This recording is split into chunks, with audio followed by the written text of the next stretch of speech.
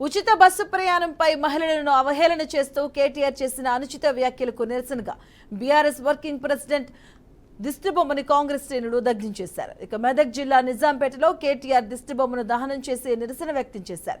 మహిళల పట్ల కేటీఆర్ కు చిత్తశుద్ధి ఉంటే ఆయన చేసిన వ్యాఖ్యలను వెనక్కి తీసుకొని క్షమాపణ చెప్పాలని డిమాండ్ చేశారు. కాంగ్రెస్ ప్రభుత్వం మహిళలు ఆర్థికంగా ఎదగాలన్న ఉద్దేశంతో సంక్షేమ పథకాలు అమలు చేస్తుందన్నారు.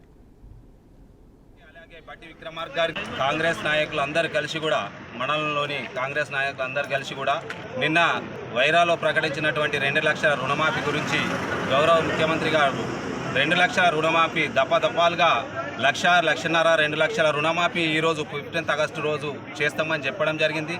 దానిలో భాగంగానే మా ఎమ్మెల్యే గారి రోహిత్ గారి ఆదేశానుసారం నిజాంపేట మండలం మెదక్ అసెంబ్లీ కాన్స్టిట్యున్సీలో నిజాంపేట మండలంలో రేవంత్ రెడ్డి గారికి అలాగే బట్టి విక్రమార్క గారికి, జిల్లా ఇన్ఛార్జి మంత్రి అయినటువంటి కొండ సురేఖ గారికి, అలాగే జిల్లా మంత్రి అయినటువంటి దామోదర్ రాజనరసింహ గారికి అందరికీ కూడా మేము కృతజ్ఞతలు నిజాంపేట మండలం నుంచి కాంగ్రెస్ పార్టీ నుంచి కృతజ్ఞతలు తెలుపుతున్నాము. ఈరోజు నిజాంపేట మండలంలో పాలాభిషేకం చేయడం జరిగింది.